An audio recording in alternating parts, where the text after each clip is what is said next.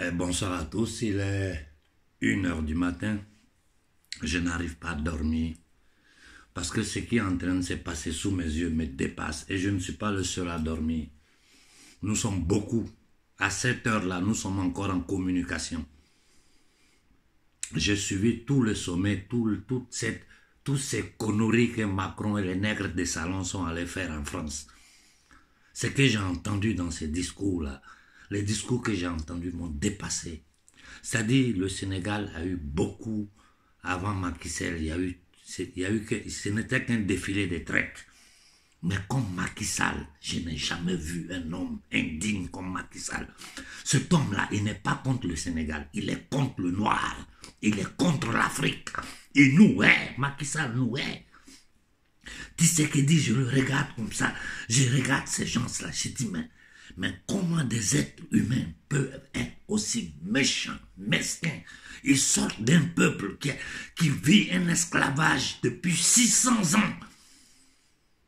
Ils vont s'arrêter là.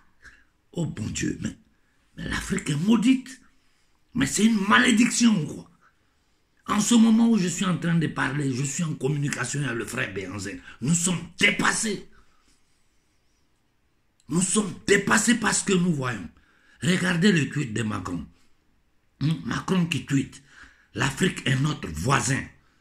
Le continent avec lequel l'Europe a le plus de liens, de circulation, d'attache. Il serait illusoire d'imaginer une situation où l'Europe se relèverait pendant que l'Afrique basculerait dans la détresse sanitaire et la récession économique. Ça là, c'est une menace en réalité. Ce n'est rien d'autre qu'une menace. Ils mentent. Ils savent que nous savons qu'ils mentent. Et nous savons qu'ils savent que nous savons qu'ils mentent. Mais ils continuent. Mais c'est quelle histoire ça? Je vous dis, je répète, j'ai dit mettez à terre tout ce qui représente la France en Afrique. Mettez à terre. On n'a plus le temps d'attendre, de discuter, de réfléchir. Ces gens-là, ils vont nous détruire. Un petit voyou comme ça qui s'arrête aux yeux du monde et qui fait comprendre au monde à travers ce sommet-là que c'est eux qui contrôlent l'Afrique, c'est leur territoire. Ça là, c'est ce que ça signifie. Un petit pays, un tout petit pays endetté qui se permet de nous humilier aux yeux du monde. Et les présidents, c'est que vous avez des nègres de salon, les gardiens des camps de concentration. C'est comme les capots de Auschwitz.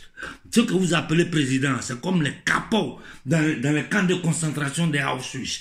C'est des misérables. Je vous dis, jeunesse africaine, je vous dis, si vous ne détruisez pas tout ce qui représente la France en Afrique, ce qui va vous arriver là, c'est que ces gens-là vous préparent. Vous ne vous imaginez même pas. Ce n'est pas possible, ce n'est pas acceptable. La France est qui? C'est elle qui appelle. C'est-à-dire, on peut enlever combien de France dans l'Afrique? Combien de France on peut enlever dans l'Afrique? Un tout petit pays comme ça. Ça, c'est pour dire à ces alliés occidentaux, c'est nous qui les tenons, c'est nos esclaves. C'est que nous décidons. Dans ce sommet-là, qu'est-ce qui est sorti? C'est pas les mêmes blabla qui nous racontent depuis 1960. Donnez-moi le nom d'un seul pays en Afrique que la France a aidé à sortir de la pauvreté. Si ce n'est pas que nous appauvrir, nous rendre misérables.